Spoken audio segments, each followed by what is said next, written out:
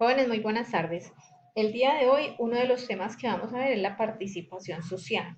Esta participación social es el resultado de una lucha de muchos años de la población colombiana en muchos aspectos. Anteriormente se daba mucha represión de los derechos, no había tanta protección como ahora, no era un Estado tan garantista como el que tenemos en este momento.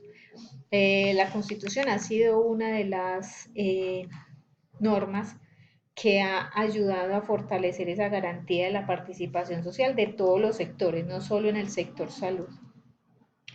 Esa participación social se compone de varios aspectos. Tenemos entre ellos los valores, la actitud, las prácticas.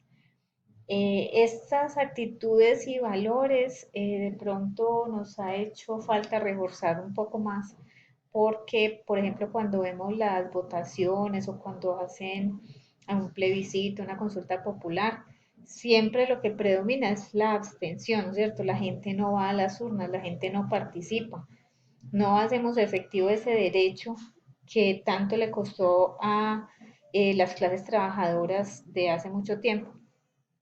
Entonces hay que reforzar ese aspecto, hay que darle la importancia que realmente tiene. Ya la participación en el sector salud como tal, ¿cuál sería esa participación? Vemos la formulación de políticas en salud. ¿A qué se refiere? Nosotros como ciudadanía tenemos derecho a hacer proyectos, a presentar proyectos ante el ministerio, a hacer sugerencias en cuanto a la inversión social, a la inversión en programas de promoción y prevención y que se nos tenga en cuenta como un estamento que debe participar en él. Tenemos aquí esa partecita de promoción y prevención. Miremos la importancia que tiene esto. Colombia es un país que tiene muchas zonas geográficas muy diversas.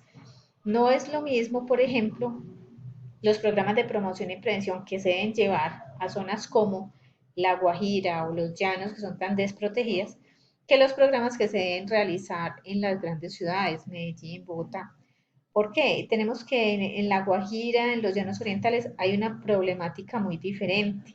Hay problemáticas, por ejemplo, de deficiencia en el saneamiento básico, la gente no tiene acceso a los servicios de salud, y el aspecto cultural, que ese también hace parte importante de esa participación, ya que, por ejemplo, hay unas comunidades indígenas que no participan ni siquiera acceden a los servicios de salud porque tienen su propia cultura y su su propia prestación del servicio dentro de lo que para ellos es la salud, como todo lo que tenga que ver con tratamientos naturistas o por ejemplo allá manejan lo que es el chamán o la partera, que es la comadrona o la mujer pues que recibe los niños en estas comunidades. Ha sido muy complicado que ellos accedan a los servicios de salud. ¿Qué ha hecho el sistema entonces? Como ellos no acceden a los servicios de salud deben ir hasta esas comunidades y por lo menos darles, ya que ellos no quieren ir a los hospitales, darles instrucciones básicas como por ejemplo de aseo o cuando van estas parteras se les dan instrucciones, por ejemplo, para que no hayan complicaciones en el parto, sobre el aseo y todo ello. Decisiones de inclusión y exclusión de servicios y tecnologías. El plan de beneficios en salud, ustedes saben que se renueva cada año, ¿no es cierto? Nosotros como ciudadanía podemos participar ahí, ¿cómo? Haciendo los derechos de petición o las tutelas cuando no tengamos la cobertura de determinados medicamentos o tecnologías en salud. Definir las prioridades. Se le entrega, por ejemplo, a las comunidades, se les explica que hay un presupuesto participativo y que ellos pueden hacer las solicitudes de qué es lo que la comunidad necesita.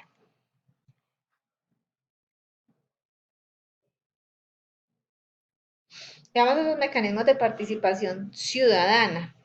Son los medios a través de los cuales se materializa el derecho fundamental a la participación democrática.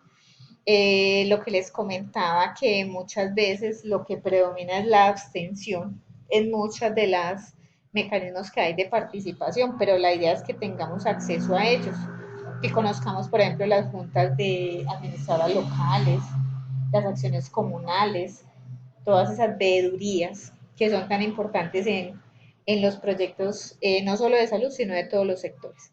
Entonces tenemos la participación social. Se pueden intervenir en las decisiones de salud. Entonces, como les decía, por ejemplo, proponiendo determinado programa de promoción y prevención a una comunidad específica.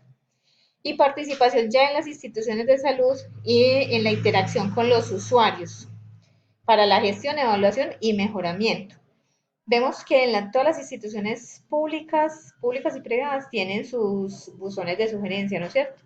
Uno puede participar de esas sugerencias mandándoles algo por escrito o también en las juntas directivas de los hospitales, por ejemplo, los hospitales del gobierno, en la junta directiva siempre va a haber un representante de la comunidad y él es como el vocero que lleva la información a las instituciones y de los requerimientos que haga la comunidad.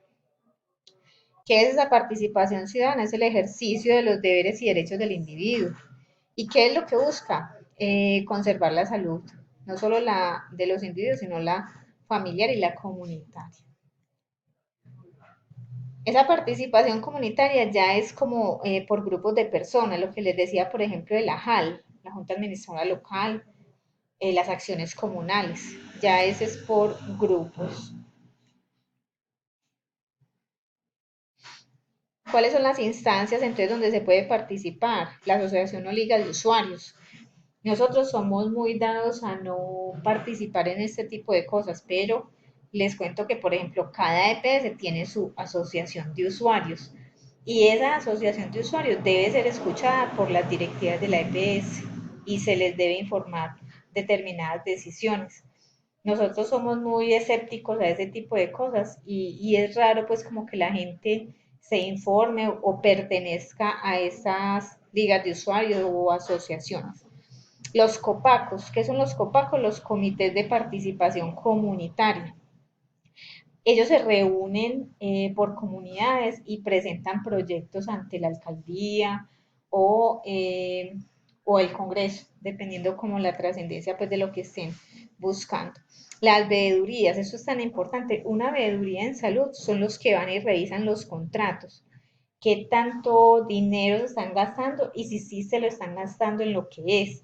Nosotros no tenemos esa cultura de estar pendiente del gasto social y del gasto en salud. Y en Colombia, ustedes saben que por todo el despilfarro que hay y todos los malos manejos, se pierde mucho dinero. Y nosotros en parte somos culpables porque no ejercemos esas veedurías. El defensor del usuario, esto es creado relativamente hace poco. ¿Y qué es lo que hace ese defensor del usuario? Representa los intereses de la persona y la comunidad. Esa persona, ese defensor, todas las EPS tienen que tener en su página web, deben mostrar los teléfonos, direcciones y dónde se puede comunicar uno con el defensor del usuario. ¿Cuándo lo puede hacer? Cuando sienta que se están vulnerando sus derechos, cuando no le entregan un medicamento a tiempo, cuando no le han dado una cita para un especialista hace 2 meses. Él se encarga de ayudar a la persona a tramitar derechos de petición, tutelas o lo que sea, y de informar a la superintendencia, que es la que se encarga no solo de vigilar, sino también de sancionar a las instituciones de salud cuando incurran en uno de esos vulneraciones o violaciones a los derechos de la persona, que serían derechos fundamentales, el derecho a la salud y la vida. Este es pues un resumen de la participación social. Ya saben que van a contar con documentos, videos y el taller en el Q10 para realizarlo el día de hoy. Este es el primer tema que veremos. Más adelante les hago el video del segundo tema.